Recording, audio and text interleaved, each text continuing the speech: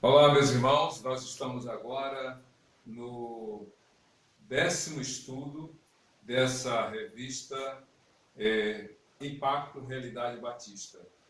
Se vocês olhando esse material que está sendo exposto, esses estudos, vocês vão observar que são muitos os assuntos que até que estão sendo abordados. E isso aqui faz com que a gente tenha a oportunidade, através desse recurso, esses estudos, não digo aula, porque o objetivo não é que eu seja um professor, mas um estudo, eu compartilhando um pouco desse conhecimento oriundo, né, que vem da palavra do Senhor, para que vocês possam rever. Essa é a vantagem desse material que está disponibilizado no YouTube, e você, através do link que está colocado no grupo da congregação em particular, você pode rever esse material. E para você que não faz parte do grupo da congregação, pode, através do meu canal, você pode acessar e então ter a oportunidade de rever. Mas aos irmãos da congregação, uma palavra assim muito mais carinhosa, para que você, vendo e revendo esses estudos, que agora estamos indo, esse é o 10º, e na próxima semana estaremos concluindo, se Deus assim desejar, nós estaremos concluindo essa primeira etapa. Estamos estudando a história dos batistas. 10 semanas, ou melhor, 10 estudos. É claro que a partir de um determinado estudo, a gente entendeu que precisaria encurtar o tempo para que a gente pudesse não se estender bastante em cada uma das 3 grandes etapas. Por isso que, em vez de uma vez por semana, a gente está tendo 2 vezes por semana. Olha só o ganho, reduzindo pela metade o tempo que seria necessário para a gente conhecer os aspectos principais da história dos batistas. Então, hoje é o 10º estudo dessa série que vocês já conhecem, se fundamentando na palavra de Deus. Eu reitero, e não me canso de fazê-lo, de que o que nós estamos estudando não é só o pensamento, o conhecimento, a história de um povo, de uma religião, de uma denominação.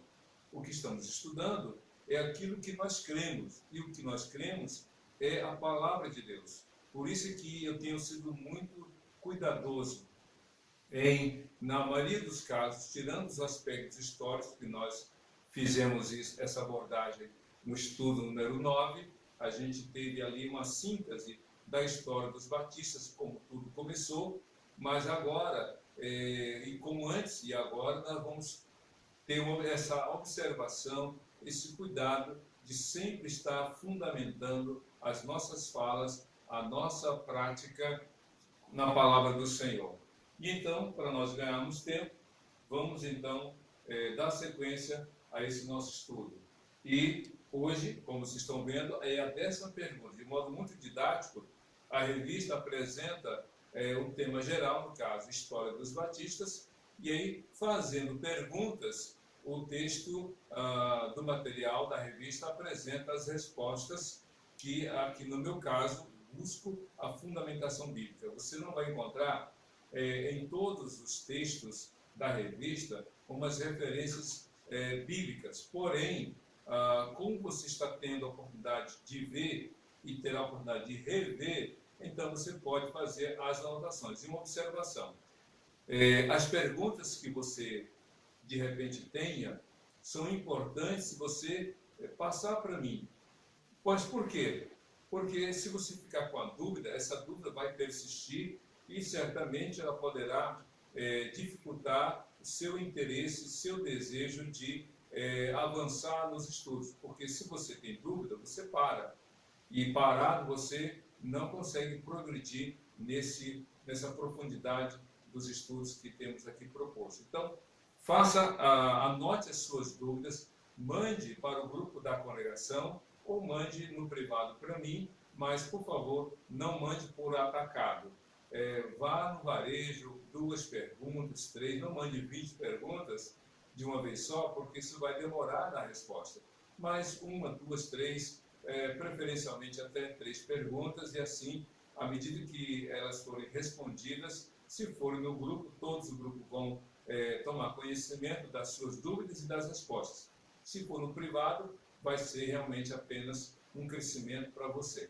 O importante é não ficar com as dúvidas, ok? Muito bem. Então, a 10ª pergunta é: por que os batistas, e aí faltou uma frase, são interessados na liberdade religiosa? Então, essa é uma pergunta muito importante que a gente precisa aqui pontuar. Por que que os batistas são realmente interessados ou estão interessados na liberdade religiosa? Porque os batistas estão, essa é a palavra que está faltando, esse verbo. Porque os batistas estão interessados na liberdade religiosa. Por que que nós, batistas, temos esse zelo, essa preocupação? Por que que nos interessa muito a liberdade religiosa? Então, vamos ver, ao longo desse estudo, algumas respostas. Não todas, mas algumas que considero importantes. A primeira resposta é a seguinte: Deus criou o homem à sua imagem e semelhança e lhe deu o direito à liberdade. Deus, ao ter criado o homem, e o homem aqui é falando de modo genérico, homem, mulher, o ser humano. Deus criou o ser humano com liberdade. Primeiro, a sua imagem e semelhança. Uma coisa interessante, e aí não é o foco desse estudo, mas eu quero abrir esse parênteses. Quando a Bíblia diz que Deus resolveu criar o homem à sua imagem e semelhança, essa imagem e semelhança não é física, porque Deus é espírito, mas também não é plena em relação a Deus. Porque se Deus criasse alguém semelhante a ele, de duas uma, ou ele não seria Deus, porque se Deus é algo exclusivo, ou melhor, Deus é somente o Senhor, é Deus, só Ele tem todo o poder, só Ele sabe todas as coisas, só Ele pode ser em qualquer lugar. Se Ele criasse alguém semelhante a Ele, Ele estaria nessa condição de inferioridade, porque se eu crio alguém igual a mim, eu deixo de ser exclusivo. E naturalmente que eu daria a outro o poder que eu tenho. Esse é o segundo problema. Então, quando a Bíblia diz que Deus criou o homem à sua imagem e semelhança, não está dizendo que Deus criou o homem igual a ele no aspecto físico, porque Deus é espírito. Mas também não está dizendo que Deus criou o homem igual a ele na questão espiritual de todo o poder, de toda a sabedoria, de todo o conhecimento que Deus tem. Quando a Bíblia diz que Deus criou o homem à sua imagem e semelhança, em algumas condições, em algumas habilidades, em algumas capacidades. Por exemplo, o homem é uma pessoa que é capaz de pensar. Isso já difere das demais criaturas. Segundo, que o homem tem a capacidade de fazer escolhas. E esse é um dos atributos que Deus deu ao homem, a liberdade. Então, Deus criou o homem à sua imagem e semelhança. Deus não criou um robô. Quem geralmente acessa um aplicativo, principalmente os aplicativos relacionados aos benefícios do governo federal, tem lá um quadradinho com uma legenda ao lado: eu não sou robô. Isso quer dizer o quê? Eu tenho liberdade de escolha, eu não sou um autômato, eu não sou aquele que é dirigido pelo outro, eu tenho liberdade de escolha. Então, você e eu fomos criados à imagem e semelhança de Deus. Se você ler capítulo 1 de Gênesis, versos 26 até o verso 31, mas principalmente o verso 29, você vai ver que Deus dialoga consigo mesmo através da sinalização da Trindade. Façamos, pois, o homem. Com quem Deus estava falando? Com Jesus e com o Espírito Santo. Façamos, pois, o homem a nossa imagem e semelhança. E aí diz lá o texto: então Deus criou, macho e fêmea os criou, e deu aos homens, ou seja, à humanidade representada, e Adão e Eva, as responsabilidades. Então, Deus criou o homem à sua imagem e semelhança e deu a ele o direito da liberdade. E por que direito? Você pode estar se perguntando. Por que direito? Porque é o seguinte: se Deus não tivesse dado ao homem a liberdade, que a gente vai ver logo em seguida, o homem não teria escolhas a fazer. Porque uma das consequências, ou um dos benefícios da liberdade é a oportunidade de fazer escolhas. Sem escolhas, não há liberdade. Se você não tem liberdade para tomar decisões, então você não pode realmente dizer que é livre. Livre é aquele que tem a liberdade para dizer sim ou não de qualquer coisa. Se tem alguma coisa, e aí já é uma outra assunto mais importante, se existe alguma coisa para a qual você não pode dizer não, lembre-se, saiba que você é escravo dessa coisa. Se existe alguém para o qual você não pode dizer não, esse alguém é Senhor sobre a sua vida. Simples assim. Liberdade é a condição que o homem recebeu de Deus para fazer escolhas. E isso é um ponto importantíssimo da fé cristã e da nossa denominação batista. A liberdade com base na palavra de Deus. Só uma observação, em 1 Coríntios, 2 Coríntios 3,18, diz que na presença do Espírito há liberdade, ou seja, o Espírito nos liberta da escravidão do pecado. Lembra que isso falou em João 8,32? E conhecerão a verdade, e a verdade os libertará. Então nós somos livres.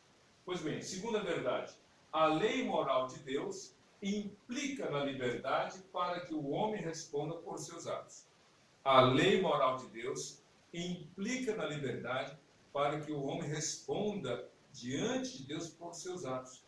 Se Adão e Eva não tivessem sido criados como pessoas livres, com liberdade para fazer as escolhas, eles não seriam responsabilizados pelas escolhas que fizeram.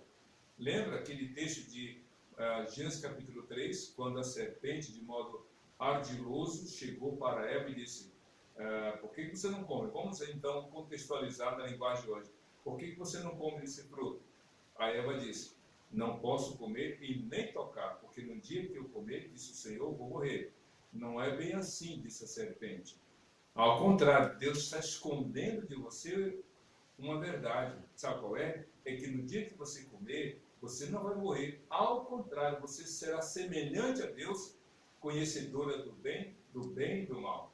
E aí a mulher olhou para o fruto, viu que ele era agradável aos olhos, que ele poderia satisfazer a vontade e dar entendimento. Ela comeu e deu ao marido, e ambos pecaram contra Deus. E aí, quando eles comeram do fruto, a Bíblia diz que os olhos deles se abriram, perceberam a nudez e foram para trás da moita, digamos assim. Se esconderam, colocaram, cozeram folhas de figueira para cobrir a nudez e se esconderam. E aí vem aquela pergunta: Adão, onde estás? Deus cobrou de Adão, Deus cobrou de Eva, e Deus responsabilizou a serpente, cada um pela escolha que fez. Então, essa liberdade que Deus deu ao homem implica é a lei moral que Deus colocou no coração do homem. Você é moralmente responsável pelos seus atos. Sabe aquela criança que comete um desatino, comete um ato, e se um pai, uma mãe ou qualquer adulto for levar aos tribunais uma criança de 10 anos, o juiz vai dizer: ela é imputável. Ela não pode responder pelos seus atos. Ela é menor de idade. Ela tem que ser tutelada, ela tem alguém responsável para indicar, para dizer o que é certo e o que é errado. Mas quando a pessoa já, segundo o Código Civil e o Código Penal, a maioridade é a partir dos 18 anos. Antes era aos 21 anos. Hoje, a partir dos 18, a pessoa já responde pelos seus atos. Então, qualquer pessoa de 18 anos para cima é moralmente responsável pelos seus atos. Mas para Deus, qualquer ser humano, quando já entra na capacidade ou na fase de discernir o certo e o errado, já é responsável diante de Deus pelos seus atos. Então, a lei moral faz com que o homem use a liberdade, mas vai responder pelos seus atos. Se você ler, por exemplo, Eclesiastes capítulo 11, versos 9, 10 e 11, você vai ver que o escritor bíblico fala o seguinte: olha, jovem, faça o que bem deseja, ande pelo caminho que o seu coração desejar, viva à vontade. Na linguagem de hoje seria assim: viva fazendo o que bem deseja. Mas tem uma coisa: saiba que um dia você vai prestar contas a Deus. Um dia Deus te chamará a juízo para que tu respondas pelos teus atos. É isso que a Bíblia está dizendo. Você, meu amigo, você, minha amiga, que está nos assistindo através desse estudo, saiba que diante de Deus você é responsável. Qualquer ser humano até os crentes, e talvez até a mais os crentes, porque nós conhecemos a palavra. Por isso que a Bíblia diz em Romanos 14, 12, cada um dará conta de si mesmo a Deus.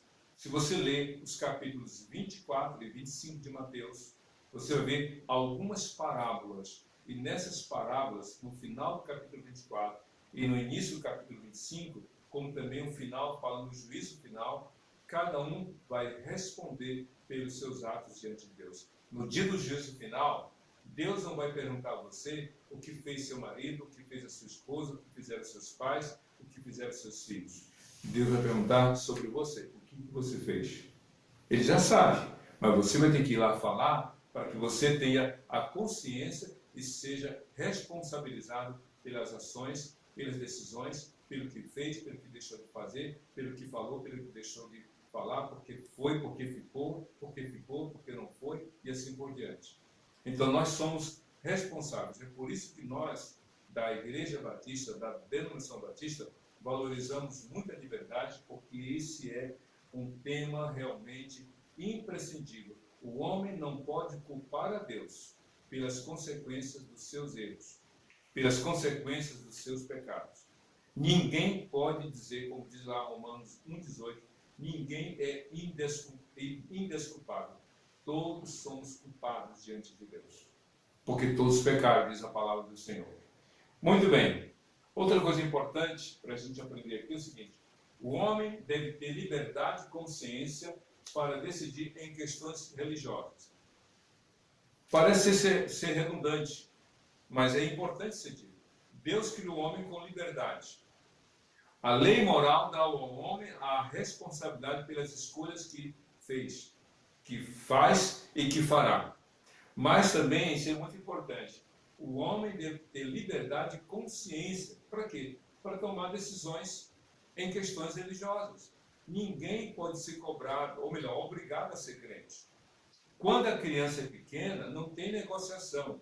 O pai pega na mão da criança, do filho, da filha, a mãe diz: vamos para a igreja, vamos para a EBD, senta aí, leia a Bíblia e ponto. Vamos, senta, fica de joelho, não vamos orar. É assim que a gente aprende na infância. Os pais nos ensinam. E nos ensinam. A Bíblia diz lá em Deuteronômio capítulo 6 sobre isso. Quando você que é pai, guarde a palavra no seu coração, mas transmita aos seus filhos. Quando eles, ao deitar, ao sentar, ao caminhar e assim por diante. Mas ninguém pode ser obrigado. Ninguém pode ser obrigado a crer. Ninguém pode ser obrigado a fazer parte de uma denominação ou fazer parte da igreja. Isso faz parte da liberdade. Porque se você faz por imposição, então você deixa de ser responsável. Se você não se implica, não se envolve, então você não se torna responsável pelas suas decisões.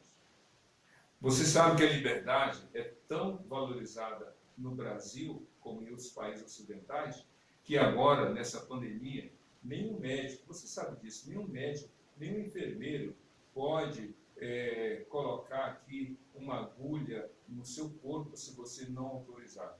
Ou se houver impedimento seu, se a família não autorizar. Por quê? Por causa da liberdade. O homem tem direito sobre a sua própria vida. Habeas corpus, na língua latina, tem o seu próprio corpo. É a liberdade, é a autonomia. E nas questões religiosas, muito mais. Só para você ter uma ideia de como Jesus reconhece o valor dessa liberdade, só 3 textos. Mateus capítulo 7, versos 13 e 14. Diz assim a palavra de Deus: venha a mim, ou melhor, se alguém, Mateus 7, 13 e 14. Entre pela porta estreita, porque larga é a porta e espaçoso o caminho que conduz à perdição, e são muitos os que passam por ela. Porque estreita é a porta e apertado o caminho que conduz à salvação, e são poucos os que a encontram. Ou seja, é uma recomendação, é um alerta, é um conselho. Entrem. Ele não disse: vocês são obrigados a entrar. Entrem. Porque, olha, muita gente entra pela porta larga, anda pelo caminho espaçoso e, olha, o fim é a destruição. Mas poucos escolhem entrar pela porta estreita, seguir o caminho apertado, ou o caminho apertado a porta apertada e o caminho estreito, e são poucos os que chegam realmente e trilham o caminho da salvação. São poucos. Outro texto que fala a respeito da liberdade de escolha, Mateus 11, 28 a 30. Venham a mim, todos vocês estão cansados e sobrecarregados, e eu os aliviarei. Tomem sobre vocês o meu jugo e aprendei de mim, porque sou manso e humilde de coração, e encontrarão o descanso para as suas almas, porque meu jugo é suave e meu fardo é leve. Venham, não é obrigado, venham se desejar. E o último texto que eu lembro, Mateus capítulo 16, verso 24. Se alguém quiser vir após mim, negue-se a si mesmo, tome a sua cruz e siga-me. Porque quem quiser salvar a sua vida, a perderá. Mas quem perder a sua vida por amor de mim, irá encontrá-la. Pois o que adianta o homem ganhar o mundo inteiro e perder a sua alma? Ou que dará o homem em troca da sua alma? É um convite. Só esses 3 textos, de um livro só, dos 66 livros da Bíblia, falam da liberdade. Mas um outro que me lembro, Deuteronômio capítulo 30, quando Deus fala: eis que eu ponho diante de vocês a vida e a morte, a bênção e a maldição. Escolham, pois, a vida, para que vivam. Deus mesmo diz escolha. Jesus fala, ele convida. Então é uma escolha. Por isso que nós cremos que o homem deve ter liberdade e consciência, ou seja, ele ter consciência, ele ter reflexão, ele tomar posição, ele avaliar e assim decidir, de acordo com o convencimento que o Espírito Santo dá ao seu coração. É o que Deus espera. Outra coisa importante, essa liberdade não significa tolerância, pois implicaria em definir quem teria que tolerar. O que a gente aprende aqui nessa frase? É o seguinte, todo ser humano precisa realmente ter a capacidade de uma decisão. Mas olha só, a liberdade não significa tolerância. Por que não significa tolerância? Porque tolerância não é exercício da liberdade. Tolerância, se a gente entendesse liberdade como tolerância, entre 2 pensamentos diferentes, ou entre 2 partes diferentes, alguém teria que decidir tolerar ou não, decidir aceitar ou não. Tolerância não é bem aceitação, deixe-me corrigir. Por exemplo, alguém tem um comportamento errado. Eu não concordo. Eu não acho correto, mas eu tolero. Se eu tolero, assim, eu não aceito, mas eu aguento. Isso não é verdadeiro. Isso não deve acontecer. Porque a tolerância é o oposto da aceitação. Tolerar significa alguém que está numa posição de superioridade em relação ao outro. Uma palavra muito valorizada hoje em dia é autoridade. O que é alteridade? Alteridade é eu aceitar o outro como o outro é. O outro não é obrigado a aceitar meus pensamentos. O outro não é obrigado a aceitar a minha convicção de fé. Ele tem o direito de crer ou não. Ele tem o direito de aceitar ou não. Lembra aquele texto de Marcos capítulo 10, quando um jovem rico chegou para Cristo e disse: Senhor, o que devo fazer para herdar a vida eterna? Aí Cristo falou: você conhece os mandamentos? Aí Cristo citou alguns deles, dos 10, e ele disse: conheço desde a minha meninice, desde a minha infância. Aí Cristo fala: falta para você uma coisa, pega tudo que você tem, vende, pega o dinheiro e dê aos pobres, terás um tesouro no céu e siga-me. E aí sabe o que a Bíblia diz? Que o jovem virou as costas para Jesus porque ele tinha muita riqueza. E diz a Bíblia: Jesus o amou, mesmo sendo rejeitado. Mesmo tendo o homem recusado o convite, Jesus o amou. Mas Jesus não foi dizer: vem cá, vamos negociar aqui. Quando você quer abrir mão? De quando? Não, Jesus o amou, mas respeitou a liberdade daquele homem. Isso que é no sentido de aceitar a liberdade, não é tolerar. Liberdade não tem a ver com tolerância. Liberdade tem a ver com aceitar o outro, o direito do outro de querer seguir ou não. Quando os filhos são pequenos, os pais orientam, instruem. Mas quando os filhos crescem, os pais dizem: filho, eu espero que você siga a minha fé. A mãe diz: filho, eu espero que você siga comigo. Mas se o filho não quiser, é liberdade. Jó, todos os dias, ou melhor, após cada festa dos 10 filhos, ele dizia: Deus tenha compaixão deles, Deus perdoa se eles falaram, blasfemaram.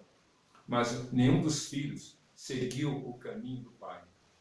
É escolha. Então, isso aqui é muito importante. Não, a liberdade não implica intolerância. A liberdade é o seguinte: eu sou livre para tomar minhas decisões em termos de fé. Você também é livre. Por isso que no dia do juízo, cada um vai responder pelos seus atos diante de Deus. Outra coisa importante que nós aprendemos é o seguinte: o Estado não tem competência para decidir sobre questões religiosas para o homem. Quando nós pensamos no Estado, é exatamente o governo, seja ele na instância municipal, estadual ou federal. Nem rei, nem rainha, nem governante, nem prefeito, ninguém. O Estado que representa a sociedade através do governo, o exercício do governo, nenhum governante, o Estado como nação, não pode decidir, não deve, melhor dizendo, decidir sobre questões religiosas para o homem.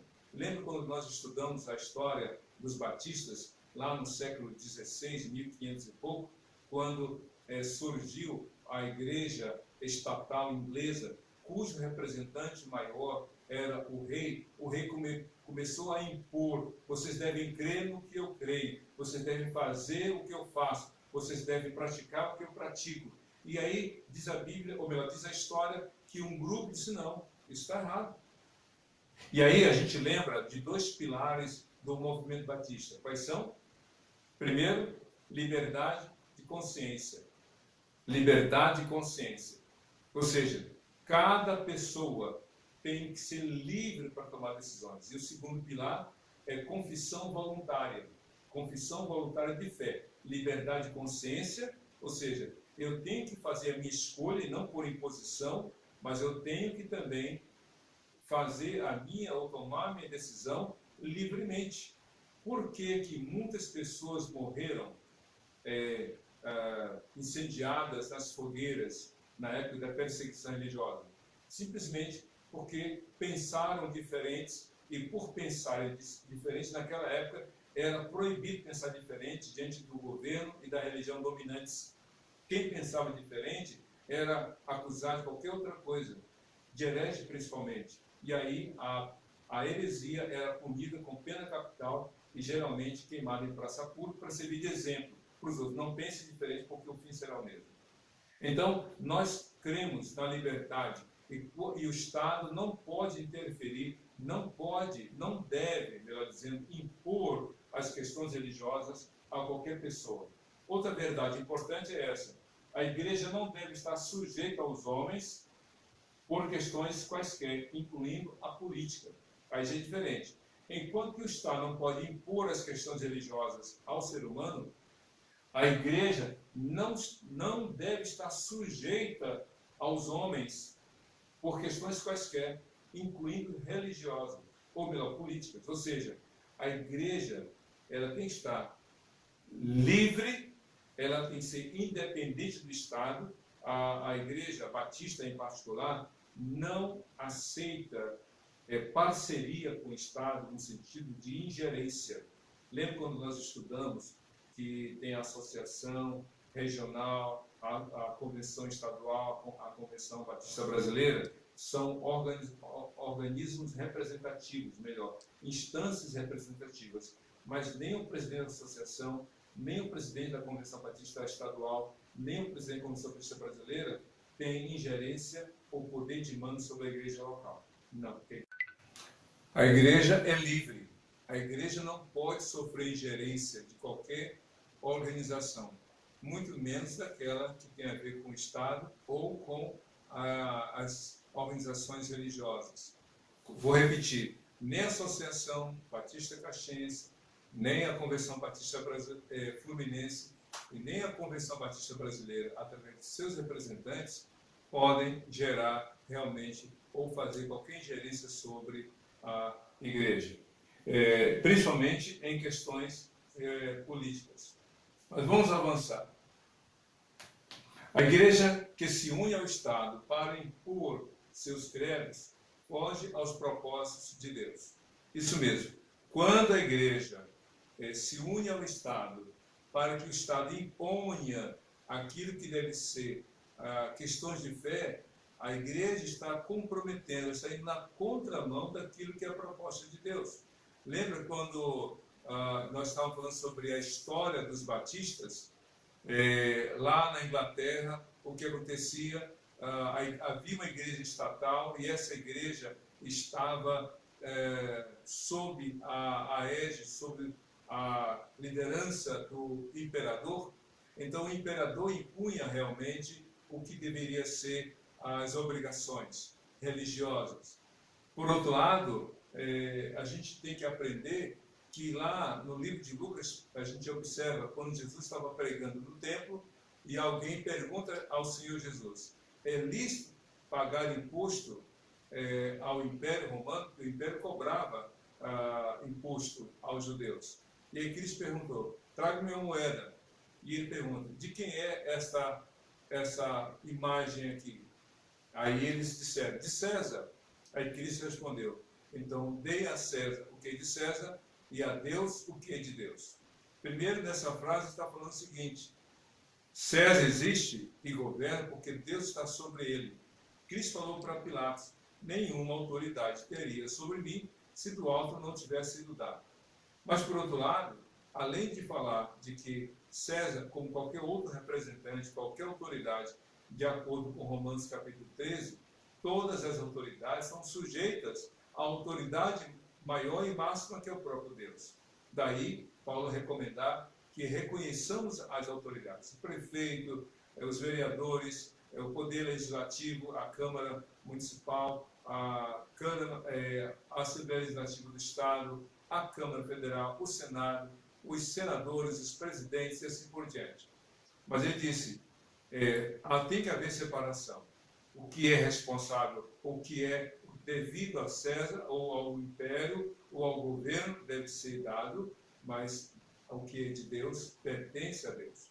Tem que haver separação. A igreja não deve se unir ao Estado para que então as suas obrigações religiosas venham a ser apresentadas. A igreja não pode se unir ao Estado para que o governo imponha aos cidadãos as obrigações religiosas. Vocês sabem muito bem, eu quero repetir, o que aconteceu com o Império Romano, quando ele impôs a conversão de todos os que estavam sujeitos ao Império ao cristianismo, porque Constantino havia se tornado cristão. Então, quando a igreja se une ao Estado, ela prejudica a sua própria razão de ser, porque Jesus disse que no seu Evangelho tem que haver essa separação, tem que haver essa distinção. Você não vê no Novo Testamento, em nenhum momento, Jesus entrando em parceria com os governos de sua época e nem permitindo que os governos da sua época comprometessem o seu ministério. Outra frase importante é o seguinte: os batistas não buscam essa liberdade só para si, mas para todos os homens. É óbvio. Se eu quero a liberdade para mim, eu devo querer para os outros.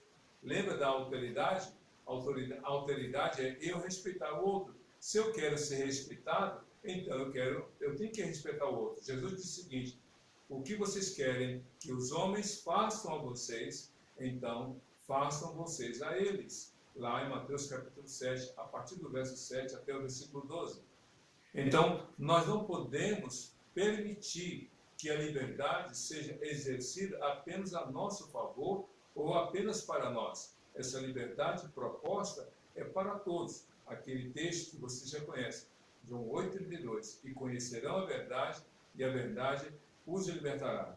Ele não falou só para uns, falou para todos. Essa verdade tem que ser apresentada a todos. E ainda que os outros não queiram crer, ainda que os outros não queiram seguir as instruções, as orientações deste Evangelho, eles têm que saber que eles ouvirão o que o profeta Jeremias ou o profeta ouviu de Deus. Quer creiam ou não creiam, quer aceitem ou não, saberão que houve um profeta no meio deles. Então nós temos que pregar, mas a escolha é individual, é de cada um. Avançando um pouco mais, a gente vai aprender o seguinte: os batistas creem que cada pessoa é livre para fazer suas escolhas sobre religião. é uma redundância para com o que já temos dito até aqui, mas é verdade. Nós batistas acreditamos que ninguém é obrigado realmente a seguir o caminho proposto.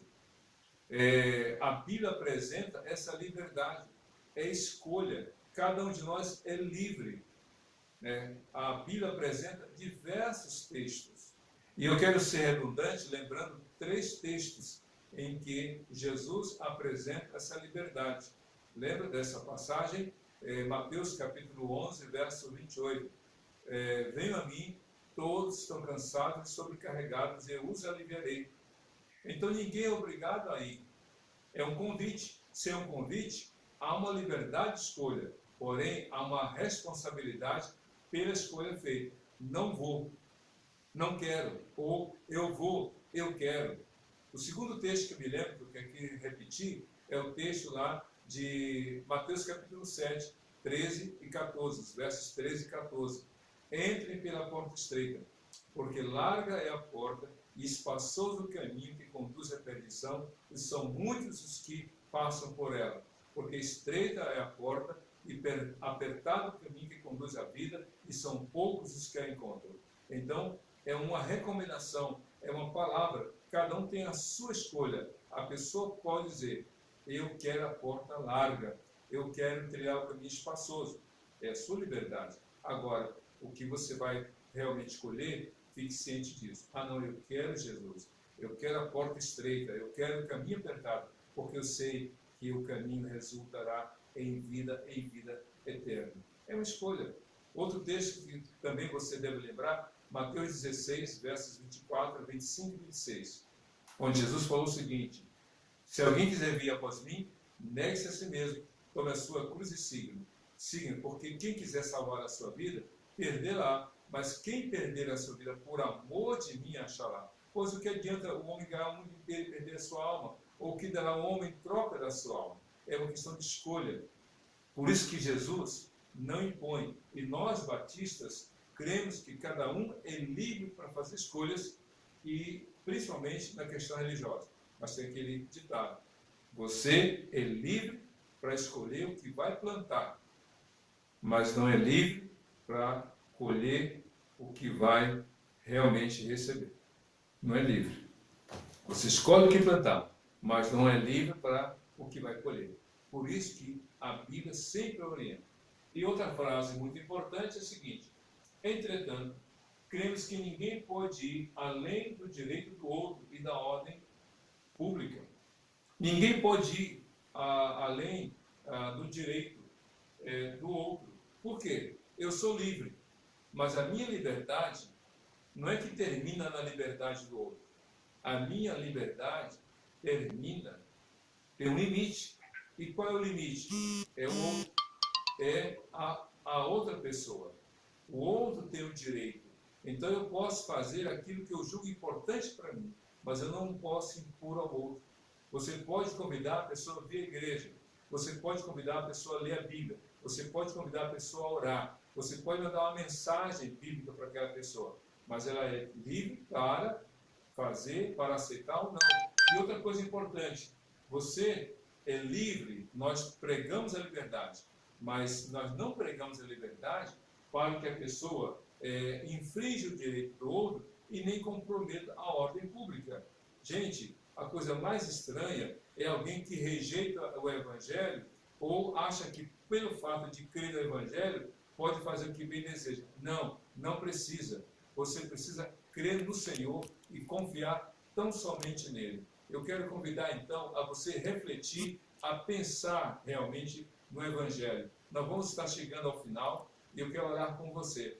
Hoje foram muitos assuntos, acredito, mas todos eles fundamentados naquilo que nós queremos ser presentes na palavra do Senhor.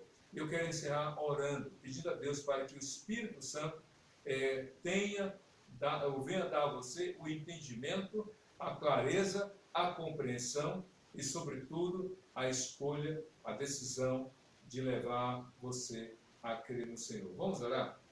Senhor Deus, muito obrigado por esse estudo, pelo aprendizado que Tu nos proporciona, que Tu estejas renovando a nossa fé. e que esse estudo seja enriquecedor para que nossa fé, alicerçada na palavra do Senhor, na rocha que é Jesus, venhamos a todos nós a produzir frutos para a glória do Senhor. É o que nós pedimos e te agradecemos em nome de Jesus. Amém. Que Deus te abençoe e seja feliz com Jesus, hoje e sempre. Amém.